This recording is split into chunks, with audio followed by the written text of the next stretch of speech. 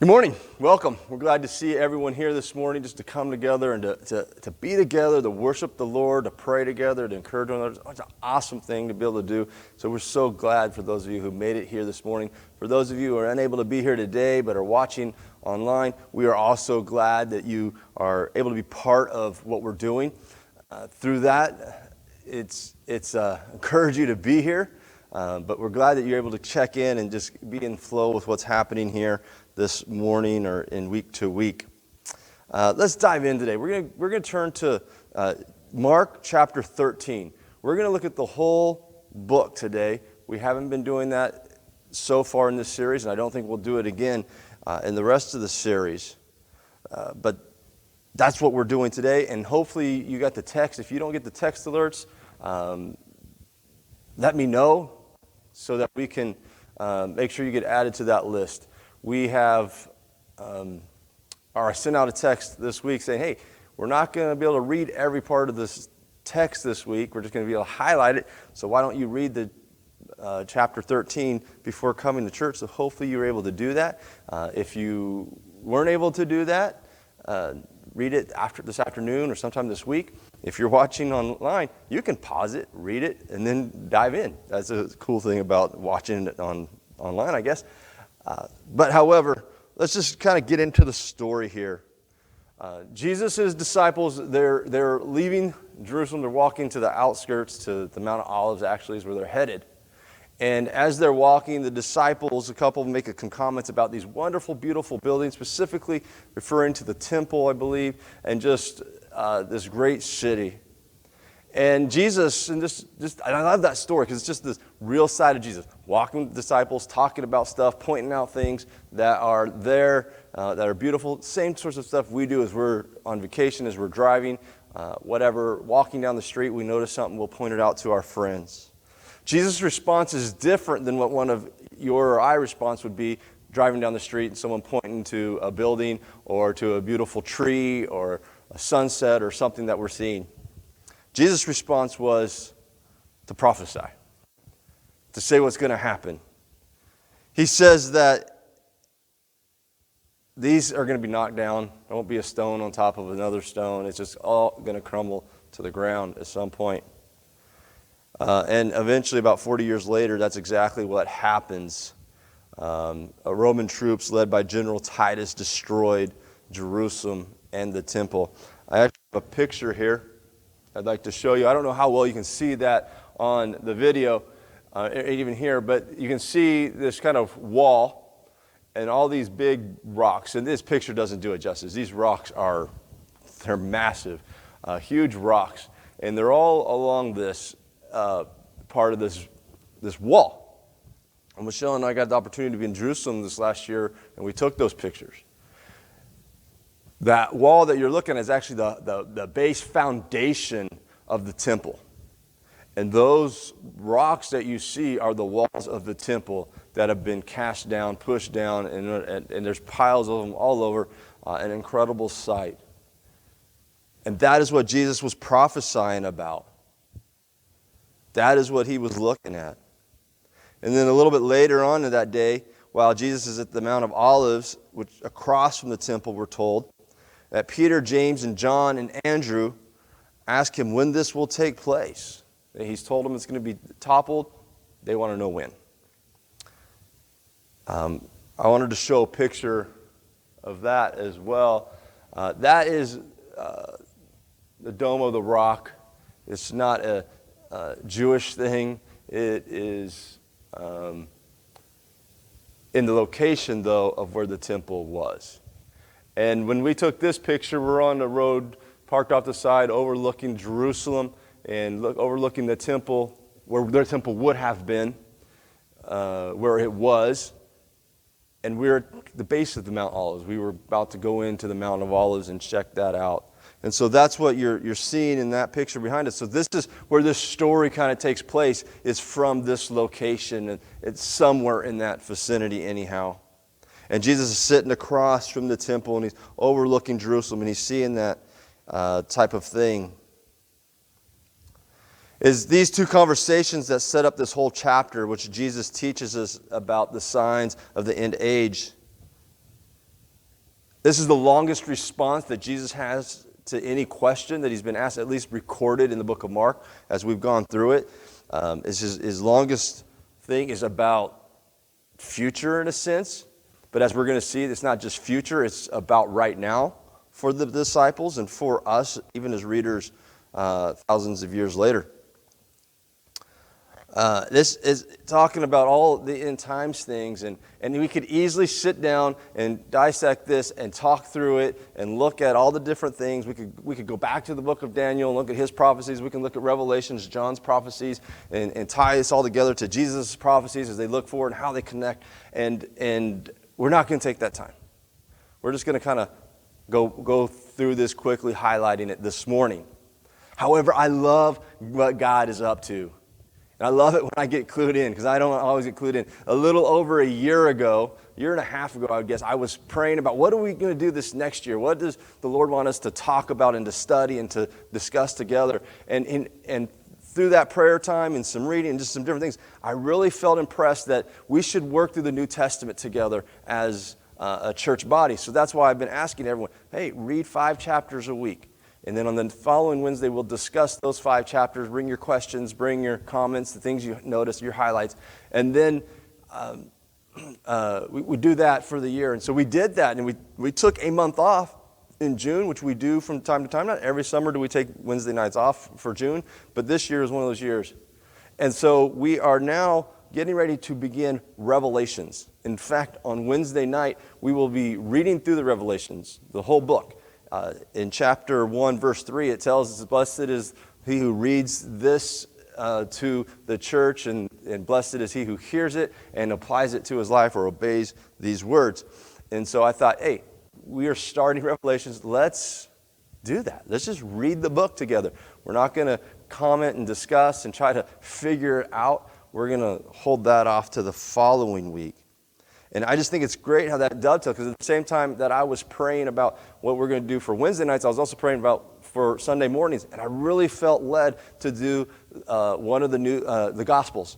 And as I prayed through it, I landed on Mark and just felt the Lord wanted us to walk through Mark this year. And I had no idea what the end would be. I wasn't thinking about this passage. I was just thinking, let's do this. And it just came this dovetail together. Only the Lord could do. I would have had a hard time orchestrating that, I'm sure, including with our breaks for Mother's Day, Father's Day, guest speakers, missionaries, and things like that. Yeah, God knew exactly what he's doing. And it comes. So, though we're not going into deep detail today, join us on Wednesday nights, starting this Wednesday, reading it the following Wednesday. We'll be going verse by verse or section by section, just a slower walk through the book of Revelations and see what we can learn together in that. I encourage you to make every effort to be here. I believe this is an important time for us. I mean, God's lined it up. Let that be a signal to us. Let's do all we can to be here. And let's now get to the text. I want to read from verse 4. 2 questions I mentioned earlier. We're going to read those now. Tell us, when will these things happen? And what will be the sign that they are all about to be fulfilled? Now, Jesus always does things a little different than everyone else. We've seen many times that he answers questions with a question. Here, instead of taking the questions in order, he's going to start with the second question and answer that one. And we're going to get the most detail, and the majority of the chapter is him answering the second question. The rest of the chapter, the last little part that we will read in its entirety, is the first question. And that's not that unusual. I do hear people ask a couple questions, and the person giving the answer say, well, let me first deal with that, and then I'll get back to that. But that's what Jesus did here. He starts, and he gives us about 5 warnings here. First, he warns against false messiahs in verse 5 and 6. Watch out for false messiahs. People who are going to trick you, teach you the opposite of the truth, and walk you away from it. And it'll be slick. It's not going to be just real obvious type of things like you should commit these types of sins. It's going to be more subtle than that. And he's saying, watch for that. And that is, as we've walked through the New Testament, one of the themes that has stood out to me this time around is that fact. That everyone seems to be warning us about false teachers. Paul does, John does, Jesus does, Peter does, Jude did. It's just all through that, warnings of false teachers, and be aware that they don't mislead you and take you away. And why are they teaching? Why was it so important that it's hitting all these guys' letters when they write into the church? Because it was important to Jesus. They're teaching and preaching what Jesus did. Second, he warns, don't be alarmed when you hear of wars and rumors of wars. These things will happen. There's going to be wars and rumors of wars, right? We hear it all the time, especially in the last week. We're hearing these things.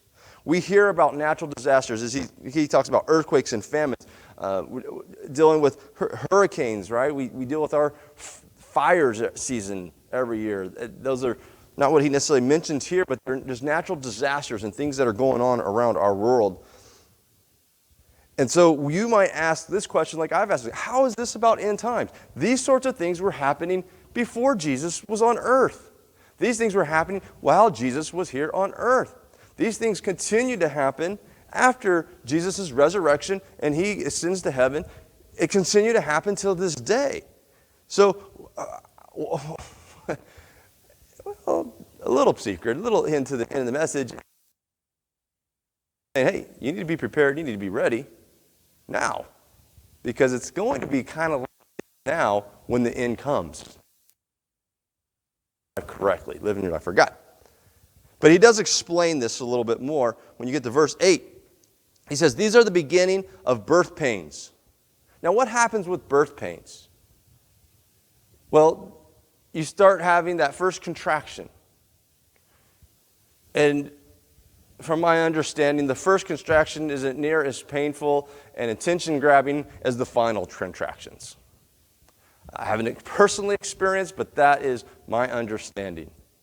But what I have observed from being a father and watching my wife go through that process is that these contractions obviously were getting more intense and stronger, longer.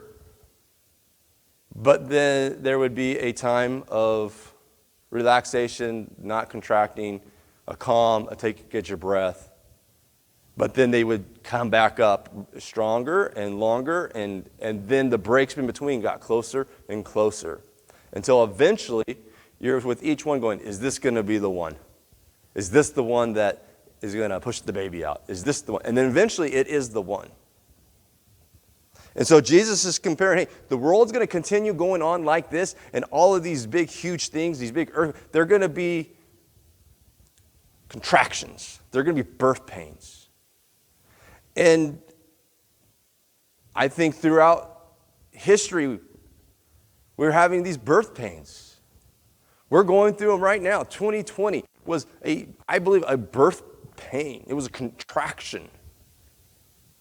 What we're going through right now is with Afghanistan and the withdrawal and the messiness of what's happening there and the loss of lives and be in prayer for the people of Afghanistan, the American citizens there, just the Christians who are there. They need our covering in prayer. But I believe if we go back further, there was the Cold War. And then the stories of people making bomb shelters and World War II. And with each of these contractions, we contract, we get nervous, and we go, any moment, any minute. And I believe, because Jesus is telling us to watch, and it's like this, and it's like that birth pain. So at some point, one of these is going to, boom, this worldwide thing is going to happen, and boom,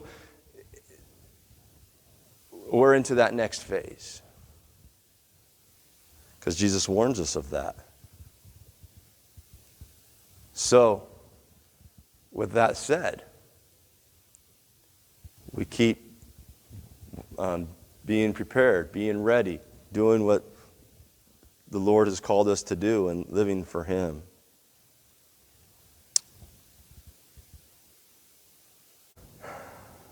Third, he moves into some personal warnings in verses 9 through 11.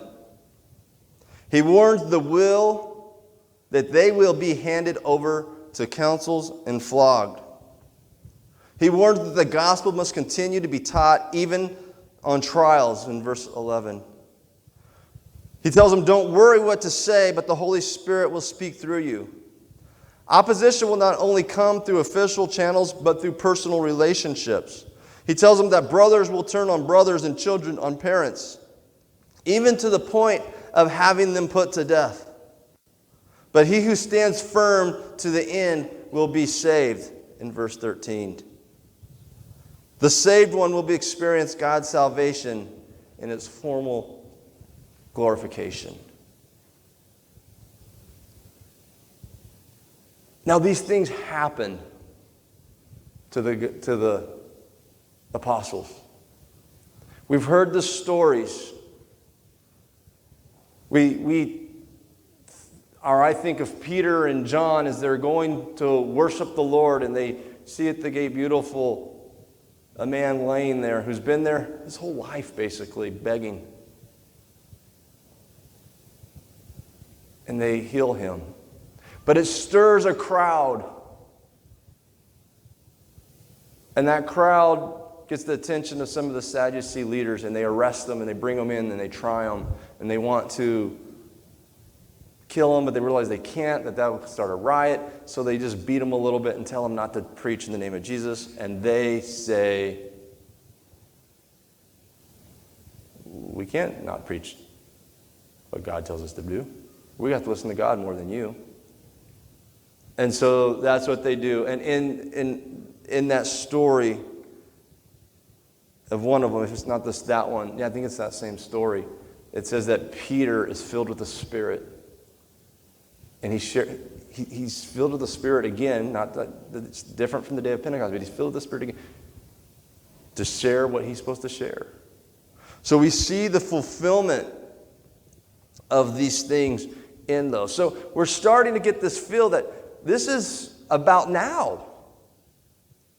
It's just not about the future. I mean, earthquakes, wars, rumors of wars, all this stuff. It wasn't just about what's going to come in the long future, but what is upon us now. And that has not changed.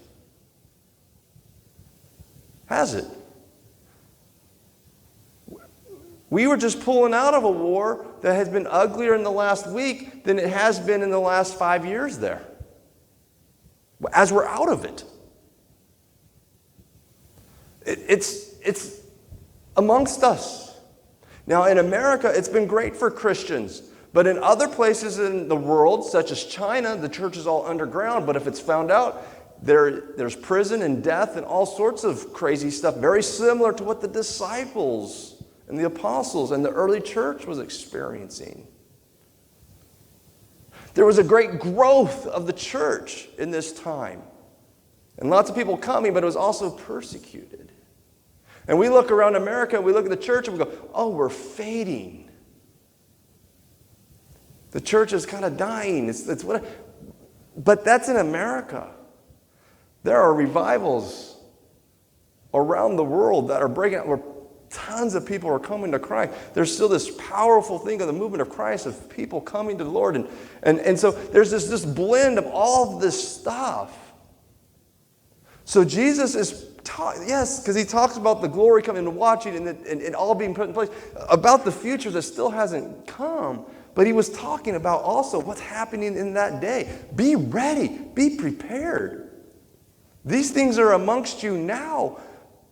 You can't just wait till you hear about war and earthquakes. You need to start now, because there are rumors of wars and earthquakes now. So it's as much for today as it is for tomorrow. And as we're studying Revelations, it's very similar. For me, my whole life, Revelations has only been about the future. The very, very end. But when you read it and you kind of take this same view that I just have put on what Jesus taught about end times, John was writing to very real churches and very real communities who were going through the very real persecutions that you read about there. For them, some of this stuff wasn't far off. The deaths, the dying, the craziness, it was happening. even as they're receiving the letters. So there's this very real of side of Revelations, an interpretation that is, wait, this applies to the people who got it in their day. And it continues to apply to us and to live out in our day. As we wait the final coming, the final glorifications, as things intensify, it doesn't take away from the interpretations of the end times and what Jesus is saying that there is to watch for him and he's coming. It doesn't take away from that. It just says we don't have to wait till that day to apply Revelations. We don't have to wait till that day to apply Mark 13 to our lives. It applies to us now, as well as we look for the glory of God, the eternal kingdom of God taking reign and being the new heavens and new earth, the things that we'll see as we get to the end of Revelations. And that's why I'm excited about coming into this book in the weeks ahead on Wednesday nights. And I hope you will join me. Just a little side note. I think we're going to get some great insights, and each of us will learn some new things and have some new things to apply to our life that will help us to be better Christians. And that's good. And I want that to happen. But it only happens if we come, if we're there, if we put in the work. But there's a second side to coming together regularly and to not stop meeting as the scriptures instruct us. Is because it's what you will bring to the table. See, I don't know what you're going to bring to the conversation, what you're going to say, what prayer you might say, what encouraging word in before or after service you might say to someone. You are a blessing to other people. So meeting together so we can grow is not just for us, it's so for we can pour into others. And that's why it's so important that we regularly come together. That's why I believe it's important to look around. Those of you who are here regularly, you know who's not here, who's normally here. And yeah, I know a few who aren't here and why they're not here. They told me.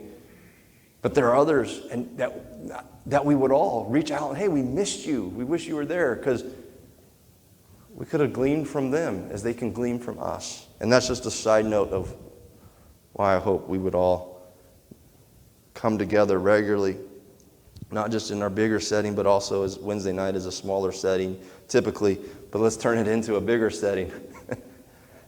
And then someday we can say, you know what, we need to be in smaller settings, so let's split this in half and have 2 small settings and whatever. But that's the future, as he builds his kingdom, as we sing. Let me get back here into my notes.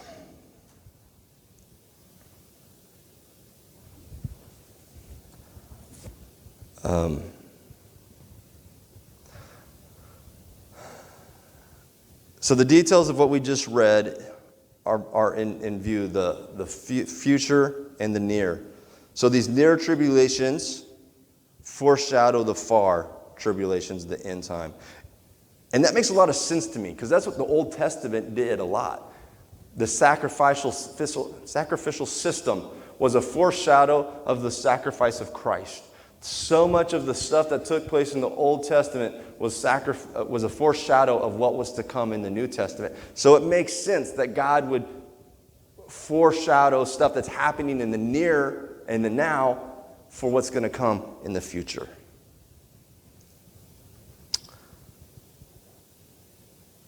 The expression in verse 14, the abomination that causes desolation, is a link between the historical and then the end times. Daniel prophesied about this in Daniel 11, 31 and 32. He says, his armed forces will rise up and desecrate the temple fortress and will abolish the daily sacrifice. Right? Jesus has prophesied about that already. I've shown you pictures of that. Then they will set up the abomination that causes desolation with flattery. He will corrupt those who have violated the covenant, but the people who know their God will firmly resist him. This is referring to the Antichrist. Fourth, Jesus shares about the day of the abomination that causes desolation. He tells them to flee during this time, verses 14 and 16. He says it will be a dreadful time. To pray, it is not the winter, in verses 17 and 18. For them, winter would be a rain season. making travel over the rivers and things more difficult. He warns against people claiming to be the Christ. So there's a second warning about a false Messiah. Fifth, he shares about his return in verse 26 and 27. This is not referring to the rapture, but the return to come and bring an end to this age and the beginning of the Messianic age. At that time, men will see the Son of Man coming in the clouds with great power and glory, we're told in verse 26. This will be such an event, everyone will just know. And verse 28 and 29, when you see these things, you will know that the end is near, just like you know summer is near when fig tree twigs get tender and its leaves come out. So watch for these things. They will happen. Then Jesus answers their first question that they asked. When will these things happen? Let's just read the rest of this chapter beginning in verse 32. No one knows about that day or hour, not even the angels in heaven, nor the Son, but only the Father. Be on guard. Be alert. You do not know when that time will come.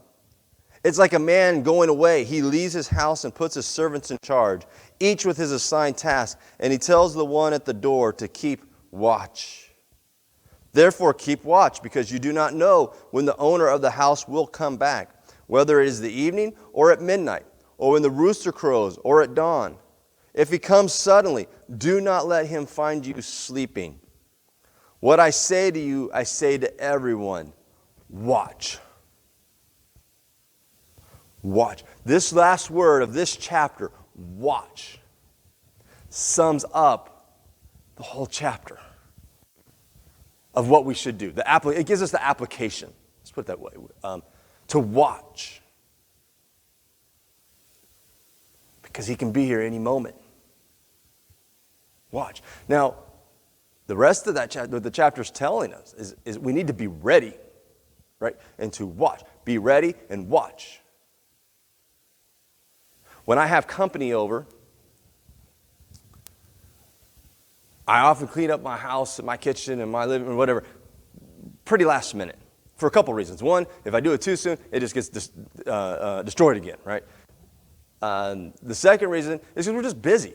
It's not that I'm procrastinating and waiting to the last minute. It's just I'm busy doing stuff, and so I will make sure I have the time I need. I got an idea, a good idea of what it takes to get ready for company.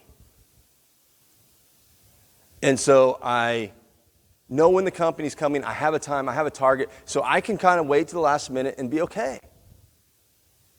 And then once I'm done and I'm like, hey, they're not here yet. They're supposed to be here. And I will run, to the window. Hey, are they coming? Are they coming down the street? And I'll start kind of eager because I'm ready. The food's cooking. I wanted to have the company and to sit around and have a soda and just hang out and build that relationships and whatever it might be. And so I'll watch for them. I'm watching for them because I'm ready. I'm excited. See, when Jesus is telling us to watch, he's wanting us to be ready and watching. That we would be excited about it. Because if we are not ready, when we watch, we won't be excited. Like, oh man, they might be here. I'm not quite ready. I haven't cleaned my spiritual house we're talking about. I don't care about your house and how dirty or clean it is. It does not matter. But your spiritual life, who you are.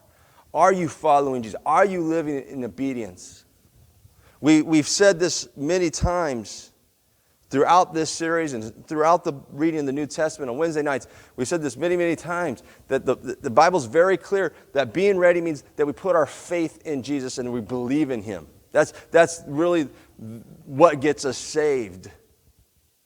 But we've noticed as we've read through these things that really connected to that believing is obeying. That we obey. Now, we don't obey and do everything right or do the best that we can so that we will be saved. That came in believing. But we do all that stuff because we are saved.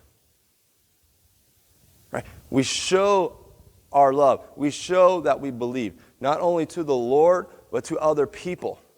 when they see us living in obedience. And so we start working on our lives. Does it happen overnight? No. But we got to be ready. And then watch with anticipation and excitement, knowing that it could be any day, any hour, any minute. And we don't know the day or the hour, right? We're talking about this because the text kind of leads us there about Jesus' return and kind of bringing everything into its fulfillment and the end of civilization as we know it, and it being all completely run by Christ and things like that. But there have been lots of people who their life's end